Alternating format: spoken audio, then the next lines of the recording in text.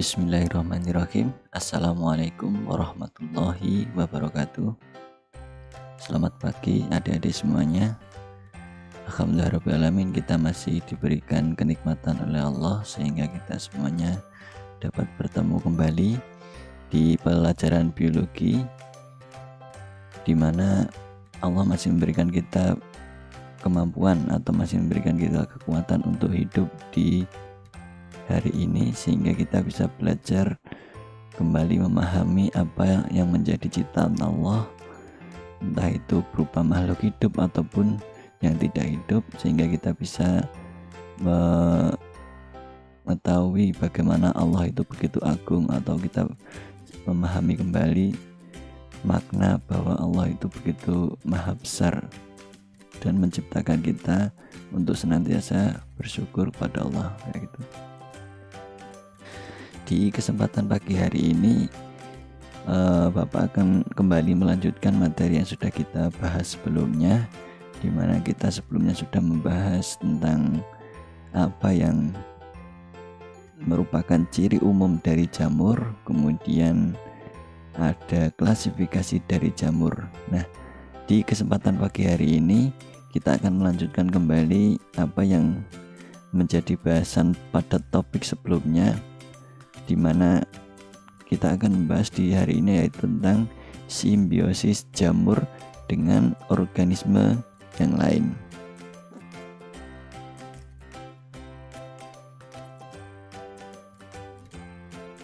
Jadi perlu kita ketahui bersama bahwa beberapa spesies jamur itu hidup bersimbiosis dengan ganggang dan akar tumbuhan tingkat tinggi, seperti itu. Jadi jamur yang bersimbiosis dengan ganggang dinamakan, sering kita sebut dengan lichens, sedangkan jamur yang bersimbiosis dengan tumbuhan tinggi sering disebut dengan mycorrhiza.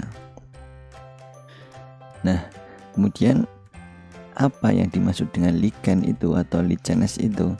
Jadi lichen itu merupakan bentuk simbiosis mutualisme atau saling menguntungkan antara organisme fotosintetik yang biasanya itu berupa alga atau cyanobacteria dengan jamur gitu. Jadi bentuk interaksi atau simbiosis yang menguntungkannya yaitu jamur nantinya memperoleh makanan dan O2 dari alga yang dihasilkan melalui fotosintesis, sedangkan alga itu akan terjaga dan terlindungi kelembabannya oleh jamur serta memperoleh CO2 dan mineral, kayak gitu. Jadi intinya apa? Jamur yang menyusun tubuh lichen biasanya berasal dari kelompok Ascomycota dan Basidiomycota. Nah, sedangkan simbiosisnya atau yang biasanya bersimbiosis dengan jamurnya itu adalah kelompoknya Cyanobacteria atau Chlorophyta atau alga hijau, kayak gitu. Kemudian yang perlu kita ketahui lagi dari lichen atau lumut kerak ini adalah reproduksi aseksual ataupun seksual dari lichen ini jadi untuk reproduksi aseksualnya lichen melalui fragmentasi, yaitu dengan melakukan pelepasan sebagian tubuh atau talus, kayak gitu. Nah, bagian tubuh yang dilepaskan berupa soredia atau isidia. Nah, soredia itu apa? Soredia adalah bagian tubuh lichen yang mengandung alga dan fungi, sedangkan insidia adalah tonjolan bagian tengah talus dan dibungkus oleh sel-sel korteks, seperti itu. Kalian bisa lihat di gambarnya seperti itu. Kemudian untuk habitat lichen ini sendiri, jadi untuk lichen banyak ditemukan di berbagai tempat, di mana lichen ini mempunyai ciri bisa hidup pada substrat yang miskin zat organik. Artinya misalnya bisa hidup di atas batuan, kemudian batang pohon, dan bisa hidup juga di tanah yang tidak subur, seperti itu. Nah, aktivitas lichen sendiri ini bisa menyebabkan batu atau kayu itu menjadi lapuk, dan pada akhirnya zat-zat organik yang dihasilkan lichen akan membentuk komponen dasar tanah, kayak itu. Jadi lichen ini sangat berguna sebagai organisme yang nantinya akan melapukkan kayu dan lain-lain sehingga menjadi komponen dasar tanah gitu. Nah, kemudian yang perlu kita ketahui dari lichen juga adalah lichen ini sangat peka terhadap polutan udara kayak gitu. Jadi salah satu indikator bahwa suatu wilayah itu terdapat atau mungkin udaranya tercemar itu dengan ditandai dengan kematian lichen gitu. Nah, kematian lichen ini bisa menjadi tanda bahwa kondisi wilayah itu tercemar udara yang cukup membahayakan seperti itu. Nah, makanya biasanya para ilmuwan dan lain-lain itu menggunakan indikator lichen ini sebagai indikator kondisi lingkungan atau mungkin kondisi udara di suatu wilayah seperti itu. Nah, kemudian adapun peranan lain dari lichen ini yaitu bisa digunakan sebagai bahan makanan bagi manusia dan hewan liar, serta biasa digunakan juga untuk bahan pembuatan cat atau parfum kayak gitu. Baik, tadi kita sudah membahas tentang lichens atau simbiosis dari jamur yang lichens. Kemudian untuk selanjutnya adalah simbiosis dari jamur berupa mycorrhiza. Jadi apa itu mycorrhiza? Mycorrhiza merupakan bentuk simbiosis antara akar tumbuhan, biasanya tumbuhan tingkat tinggi, dengan jamur. Nah, kemudian untuk jenis jamur yang biasanya bersimbiosis dengan tumbuhan tingkat tinggi ini biasanya berasal dari golongan Zygomicota, kemudian Ascomycota dan Basidiomycota. Ada dua tipe mycorrhiza, yaitu ada Ectomycorrhiza dan Endomycorrhiza. Nah, Ectomycorrhiza sendiri merupakan jamur yang biasanya tubuhnya itu berupa bentuk tubuhnya itu biasanya menyerupai payung, bola atau bulat, kemudian hifanya hanya menembus epidermis akar kayak gitu. Nah, kemudian salah satu ciri dari Ectomycorrhiza ini untuk jamur sendiri tidak dapat tumbuh, kemudian bereproduksi tanpa bersimbiosis dengan akar tumbuhan inangnya kayak gitu. Jadi kalau kita memahami mycorrhiza jenis Ectomycorrhiza ini, Bapak sering mengingatnya dengan konsep bahwa ekto itu biasanya berada di luar, artinya hifa jamur itu hanya mampu menembus sampai jaringan epidermis akar tumbuhan seperti itu. Nah, nanti yang membedakan antara Ectomycorrhiza dan Endomycorrhiza itu adalah seberapa hifa jamur itu mampu menembus jaringan pada tumbuhan yang bersimbiosisnya seperti itu. Nah, kemudian yang perlu kita ketahui lagi dari Ectomycorrhiza ini bahwa untuk simbiosis menguntungkan atau bentuk interaksi yang menguntungkan antara jamur dengan tumbuhan tingkat tinggi adalah jamur memperoleh bahan makanan nanti, kemudian untuk tumbuhannya itu akan mendapatkan air dan unsur-unsur dari tanah lebih banyak seperti itu. Nah, kemudian Bapak akan menjelaskan untuk yang Endomycorrhiza. Jadi salah satu yang mencirikan Endomycorrhiza itu adalah jamur ini bersimbiosis pada akar yang hifanya menembus atau hifa jamurnya itu menembus pada sampai sel-sel korteks atau lebih dalam seperti itu. Makanya endo itu bisa dicirikan untuk lebih dalam gitu. Dan biasanya Endomycorrhiza ini terdapat pada akar tanaman anggrek, kol, bit, dan berbagai pohon lainnya kayak gitu. Nah, kemudian salah satu yang mencirikan bahwa untuk endomycorrhiza ini juga misalnya kalian kalau sering lihat pada tumbuhan kacang-kacangan seperti itu, kalau kalian melihat mencabut kacang tanah misalnya, kalian akan melihat bentuk bintil-bintil akar yang ada pada kacang tanah. Nah, itu salah satu bentuk simbiosis antara jamur dengan tumbuhan kayak gitu. Nah, itu biasanya terdapat pada spesies-spesies Rhizobium kayak gitu. Nah, makanya salah satu yang mencirikan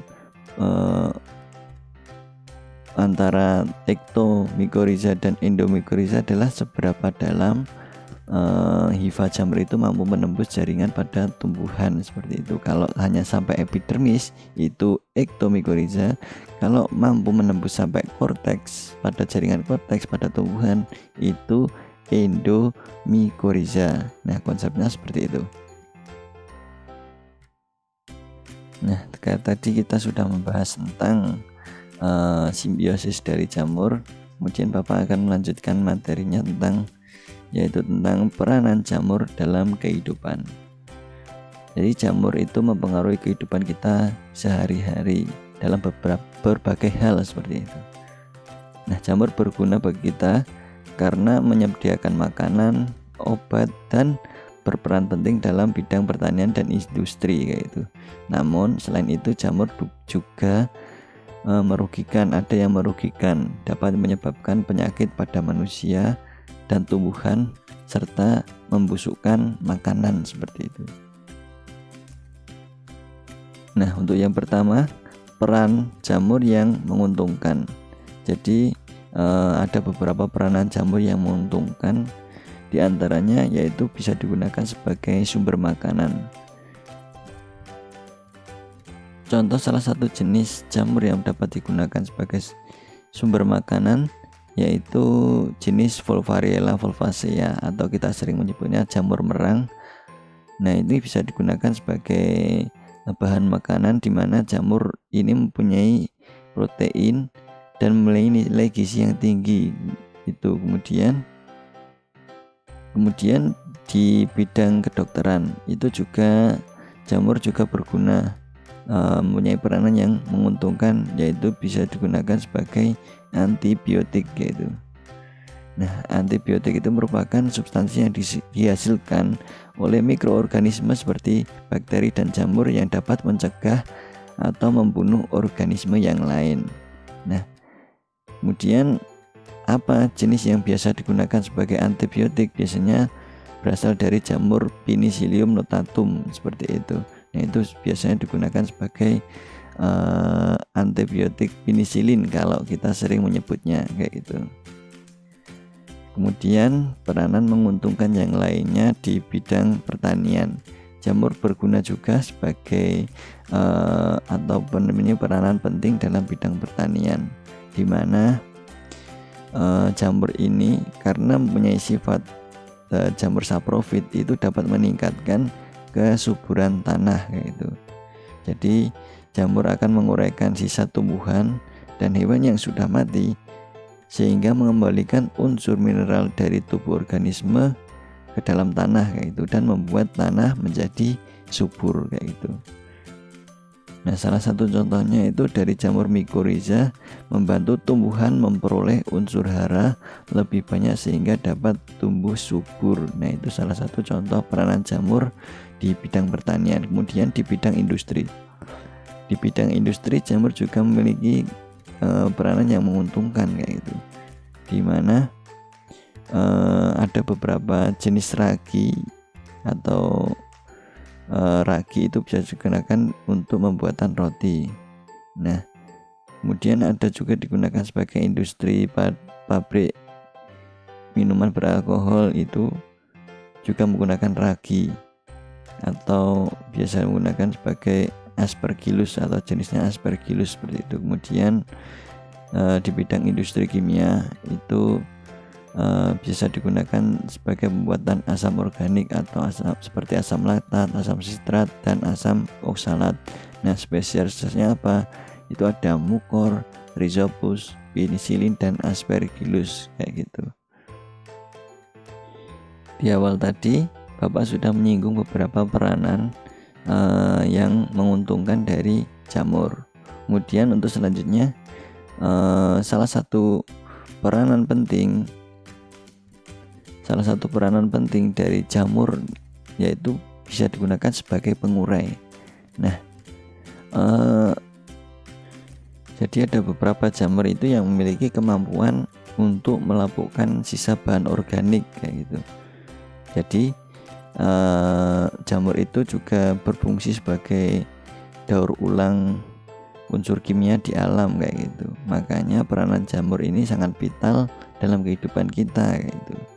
Coba kita bayangkan misalnya di kehidupan kita ini tidak ada jamur, maka dapat dipastikan bahwa sampah kemudian bangkai makhluk hidup itu akan menumpuk karena tidak ada pengurai. Nah, tapi ketika ada jamur itu akan terurai dan akan kembali ke alam. Nanti akan berubah biasanya unsur tanah, berupa unsur tanah seperti itu. Nah, itu tadi beberapa peranan atau beberapa peran menguntungkan dari jamur. Kemudian Bapak akan menerangkan untuk peranan yang merugikan dari jamur kayak gitu. Jadi jamur itu selain bermanfaat bagi kita, jamur juga memiliki dampak yang merugikan. Antara lain misalnya akan menimbulkan penyakit pada manusia. Misalnya ada sejumlah penyakit yang disebabkan oleh jamur kayak gitu. Biasanya penyakit yang ditimbulkan jamur yang pada manusia itu ada sejumlah penyakit kulit, kemudian demam tinggi, kemudian ada infeksi jamur kayak gitu. Kemudian ada pula peranan merugikan dari jamur juga, yaitu penyakit pada tumbuhan. Nah, penyakit pada tumbuhan ini biasanya akan merugikan petani kayak gitu. Contohnya apa? Penyakit karat putih pada Cruciferaceae. Ini kalian bisa cari seperti apa. Kemudian kutu pada kentang, kemudian dedak berjamur, kemudian karat pada gandum, dan ada jamur api pada jagung. Nah, ini biasanya akan merusak hasil-hasil pertanian petani kayak gitu. Makanya sering merugikan dalam bidang pertanian itu seperti itu, yang menyebabkan banyak gagal panen kayak gitu. Kemudian ada juga peranan merugikan lainnya adalah pembusukan makanan. Jadi jamur itu sangat cepat ketika misalnya mendapatkan atau memperoleh makanan atau memperoleh bahan makanan yang ada di sekitar kita seperti itu. Makanya ketika kita misalnya punya roti seperti itu, kalau kita biarkan tak berselang lama itu akan segera ada jamur di atasnya kayak itu. Misalnya pada nasi kayak gitu. Kalau nasi kita letakkan di luar seperti itu, tak berselang lama akan muncul beberapa jamur yang ada di atas nasi itu, biasanya berwarna kuning seperti itu. Nah, itu akan menyebabkan pembusukan pada makanan. Nah, itu salah satu ciri atau mungkin salah satu hal yang merugikan dari jamur seperti itu. Baik, itu tadi beberapa hal yang perlu kita ketahui tentang peranan jamur, entah itu yang merugikan ataupun yang menguntungkan seperti itu.